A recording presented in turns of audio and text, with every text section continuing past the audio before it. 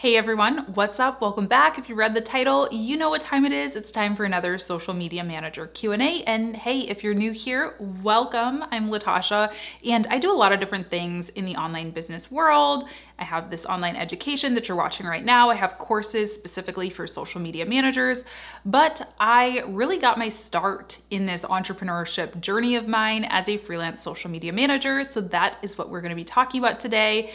I got my questions from Instagram. If you want to take part and ask questions in the future, be sure to follow me over there and let's hop in. First question is finding the right niche. Okay. This is a very common question, a very good question. So I think the key to finding your niche is really figuring out what you like to do and what you're good at, and also what you have experience in. Those three kind of buckets, and you can find the intersection between those. That's probably a good niche to start with. So for me personally, some of my first freelance clients were in the beauty and skincare spaces because at that time I was a beauty and skincare YouTuber. So even though I didn't have like formal professional experience in that space, I was already going to beauty events. I knew all of the major players in the space in terms of brands and influencers and things like that. So that was a really natural fit. Nowadays, I work mostly with tech startups because again, that is a natural fit for me. So figure out where those areas intersect for you. And I think the key too is if you're running your own business, you should like it. When we accept, traditional jobs, sometimes it's easier to just be like, oh, I guess I could do that because, that's what you have to do sometimes. But as a business owner, you should really be able to live and breathe that particular niche. So make it one that you really like. Next question, what is your favorite podcast, or what are your favorite podcasts to listen to? I love yours. Thank you so much. I go really in and out with podcasts, to be honest. Like some weeks and months, I listen to them 24/7. And right now I'm kind of in a podcast lull. So let me see what I'm actually listening to lately. You're Welcome by Hillary Rushford. I'm actually a part of her mastermind. So she's a mentor to me. I also listen to every podcast that I've ever been featured on, and I've been really fortunate to have been interviewed for some really amazing up and coming podcasts. I have a whole Spotify playlist of all of my interviews. If you want to find some new shows, I will link that down below, and you can either listen to my interview or just explore their podcasts on your own. I got a lot of questions about imposter syndrome. This one says, imposter syndrome, when do you feel like you know enough to get started on social media? And I actually have it written down to film a healthy business episode of the podcast all about imposter syndrome, because I feel like I still need to sort of wrap my head around that whole concept. But to answer this question directly, I think you know enough when you've had solid, tangible results that you can point to. For me, I was working in corporate for several years, and I had several campaigns that really either blew it out of the water, I was just really proud of, or really got a good amount of the intended result, whether that's, sales leads or hires or whatever that was. And then in my own personal brand, I think it was really realizing that all of my leads were coming to me inbound for the most part because of my content marketing and my social media strategy. So I think if you have something, it doesn't have to be this fancy, corporate report necessarily, but you should have proven success somehow. And I think if you haven't done that yet, work your way up. My first social media management job was not a full-on social media strategist role. It was a social media copywriter job. I knew that I could write compelling words, that I could, do some of the more kind of admin-y, tasky kind of things. And so that's how I got my experience, and I grew from there. So if you are feeling kind of imposter syndrome, I don't want to say you're right. No, you also at a certain point have to realize that everybody is just winging it. I actually just read a book called Winging It by Emma Isaacs. Highly recommend. And yeah, nobody knows what the heck they're doing. I don't know what the heck I'm doing half the time. I'm just testing things, seeing, what sticks on the wall. So there is an element to that, but then there also is an element of being able to stand firm in your experience and your learnings and, your expertise. That is what expertise really is. It's your insights that you've learned over the years. So you do have to have some experience, I think, but you can create it. You can create it for yourself. I always say that. Create an Instagram account about a niche topic and grow that, host a networking group, whatever. So there's a lot of different ways, but I do definitely want to go more in depth on this topic because we got a lot of questions about it. I have so much trouble choosing the next step in elevating my business. Well, without really knowing where your business is at and what your business even is, it's hard for me to really answer this question, but I will say is follow the data. Data is how I make decisions. I'm gonna say this over and over again until I'm blue in the face with it. Look at your numbers, see where you did make money, where you did have traffic, where you did have success, and pull the lever on it. That's really business 101. That's at least how I operate my business. You can also check out the book Profit First. I don't follow that book like to a T, but that's kind of the beginnings of how I develop my business strategy, really. So yeah, that's what I'm gonna tell you is look at your numbers, see what worked, scale it. If nothing worked, maybe try something new. But there's a chance that something is a front runner, whether it's a social platform, whether it's a content type, whether it's a product or service that you offer, something is gonna be the front runner. So see how you can improve that and scale that. And that's how your business grows. How long does it take you to edit a YouTube video?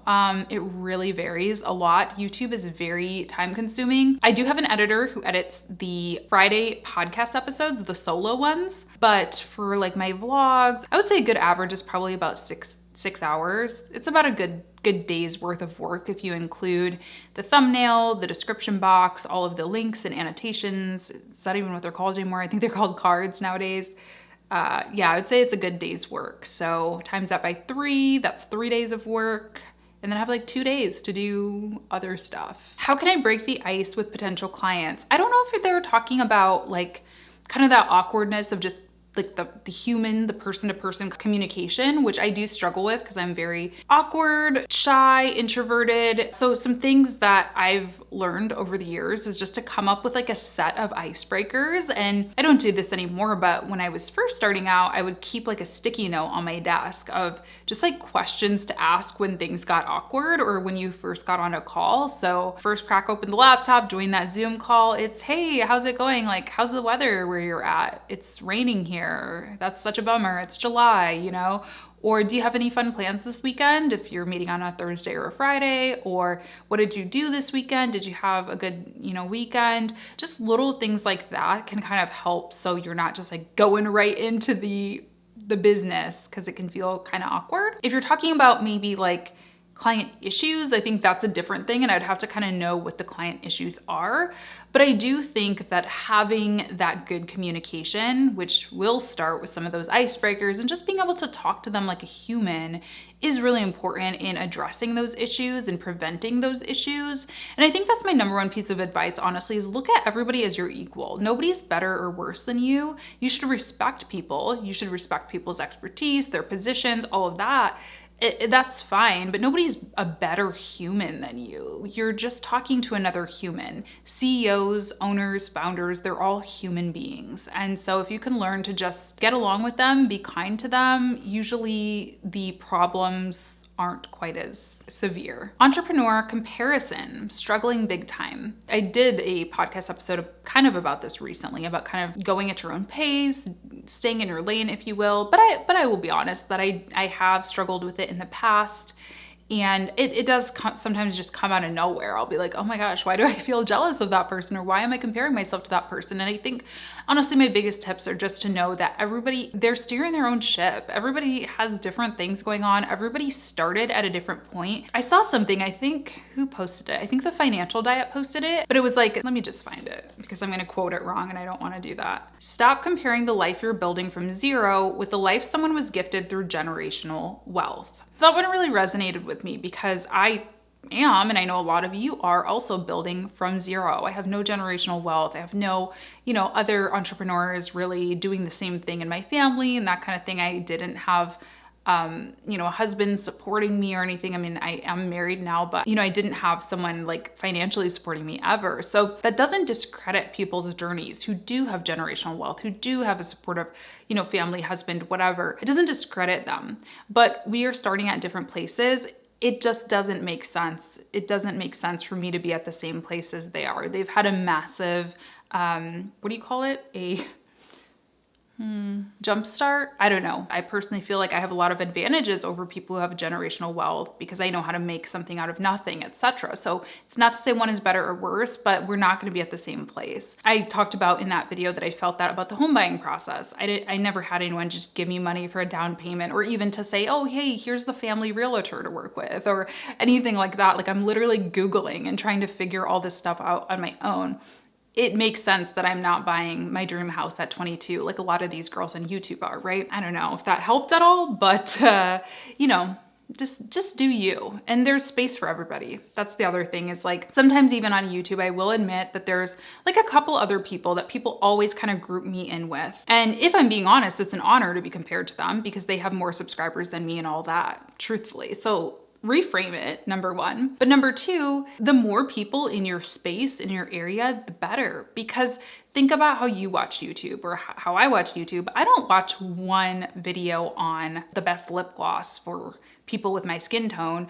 I watch like 5 to 10 in one sitting, right? So the competition, if you will, is actually making us all stronger. And that's kind of a general business concept in general, that competition does make everybody better and stronger. So just think of it that way. When you were first starting, did you chase leads or let leads come to you? Both. I did whatever I had to do to get clients. It is important to have both strategies, meaning an inbound strategy, which I had been working on for a long time before I went full time. I started my YouTube channel and started directing it in the business, direction for like a year or two before I went full time. So that was working sort of in the background, if you will. And then outbound, yeah, I was applying to things on Upwork. I was applying to things on LinkedIn. I was sending some cold emails. I didn't ever do a ton of that, but I did. And I did actually get some stuff from it. So both being friendly but firm with clients. I still want to do a video on this, but I know I never want to offend anybody because I know how sometimes it can come across as being offensive, but like there are a few words that I do not use when I'm talking with clients. For example, just is one, only is another one. Some of these like vocal crutches or what do they call them? Verbal crutches, whatever. I don't know. I try to really avoid using these things, not to be rude, be mean, be aggressive, but just because it can help with your confidence and it can help with how you are sort of portraying your brand. Another thing that I think is really important is you need to think of your business as a real business. And what I mean by that is I go get my hair cut, same place, right? Oh, actually, I never get my hair cut. I go get my hair blown out, same place every week. And one week I just went and it was like $5 more. They didn't ask me, they didn't call me and say, hey, Latasha, is it okay if we raise the blowout price? No, it was just a different price. And it was my decision if I still booked or not. Your rent. I mean, I don't know about you, but my rent has been raised almost every year that I've been renting since I was 18 years old. They never asked me, is that okay? They just sent me a letter and said, hey, your rent's going up by $50 this month, or, for the next lease term. And so think of yourself as a business. I'm not saying you should give a bad customer experience, but certain things you just need to kind of separate yourself from and look from the outside in and be like, do I need to be asking permission about this? Do I need to be begging for them to follow the contract? No, if they're not following the contract, let them know, hey, we need to have a conversation. For the past few weeks, you haven't gotten me the content that I need. And if you're not able to get me the content, on a timely manner, we're gonna need to go to a plan B. We're gonna need to figure something else out. We're gonna need to drop the contract. Like you have to stand firm in that and just act like a business owner. What are the ways that an established freelancer can make passive income? So my passive income streams are primarily my courses. I do use affiliate links sometimes. I don't really use them a ton. And actually, my affiliate link for one of the products that I use is a pretty big revenue stream at this point. So those are a couple ways that I would recommend. This one was interesting. At first, I kind of didn't get it, but the more I thought about it, I totally get it. Fear of friends judging you when you put yourself out there as a freelancer. So I've been doing this for kind of a long time. I've been on YouTube since 2013, and I was terrified of people finding my YouTube. I hit it, and I could probably be so much bigger and more successful by now if I would have used those first few years to get that friends and family support, but I did not tell anybody about it because it just is weird, right? Like I'm just talking to myself in this room right now. I mean, that's pretty weird. And you also don't want to come across as being like full of yourself and a snob and like thinks you're better than everybody. So I never wanted to tell anybody. And so by the time I had started my business, people had already found out about my YouTube. So it wasn't even, that wasn't scary to me. But I can see how if you don't have like a YouTube or a public facing kind of brand, if you will, that your business is the first time you're experiencing that. So just remember that one, you're speaking to the people who want to support you. Don't worry about the people who don't want to hear from you. Will people unfollow you? Maybe. I'm sure people from high school and stuff have unfollowed my Instagram. I don't care. They're not my ideal clients.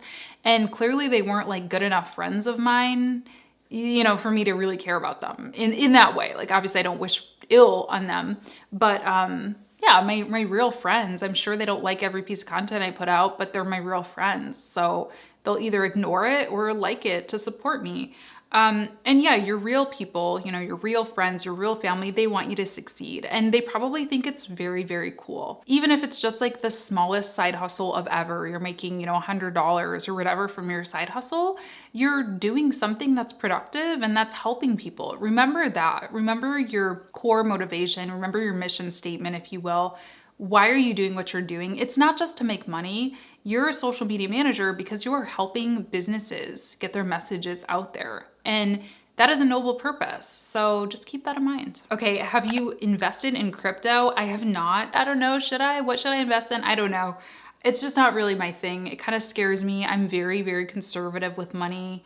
Yeah, I don't know. I just haven't. Last question I want to answer is another one that I got a lot. It's how to get clients when you're starting out. Getting clients while starting is tough. Everyone's looking for an experienced social media manager. And how do I get clients when first starting out? So you need experience. I mean, you do. Can you get the luck of the draw and get, you know, somebody to take a chance on you? Absolutely. And we've all had that. Every experienced or accomplished business owner has had somebody who has taken a chance on us at some point.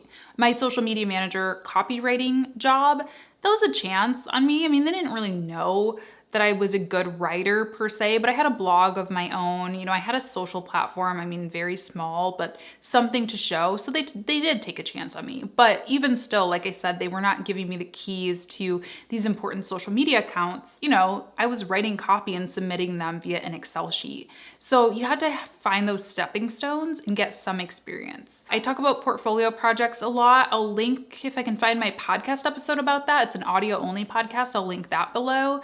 So you can always take on a portfolio project. A big perk of the Social Media Management Accelerator, which is my cohort-based course. It's an 8-week intensive course for social media managers to be and social media managers. A big perk of that is that you can use that content that you create, that material that you put together as a portfolio. We actually developed some fake brands, some mock brands that we actually create original content for. So no, it's not a real client and you need to disclose that it's not a real client, but it still is examples of work. You know, that's what people do in college. You know, you take portfolio projects. And so I wanted to make sure that that was included in the accelerator. So I'll have a link down below if you are interested in getting on the wait list for that. We're gonna be opening doors and giving a launch bonus in just a couple weeks, actually maybe about a week now. So make sure that you're on that list so you are the first to know when it's available. But you can totally do something, you know, a portfolio project on your own as well. Just reach out to a family member or a friend, or something I've said multiple times before on this channel is I created like a niche Instagram account. I created a account for my city. Like it was just kind of like a curated account for my hometown. And no, it didn't like blow up. It didn't become like Humans of New York or like some huge account, but I was able to grow a small following and just learn about the different, you know, social media management jobs, roles, responsibilities. So get some experience is honestly my answer. Okay, I hope this helped. I hope you enjoyed the Q&A. If you have any more questions, you can leave them down below, or like I said, follow me on Instagram and just keep an eye out on stories if you want to participate in the next one of these, and stay tuned for a new video on Friday. I will talk to you then. Have a great day. Bye.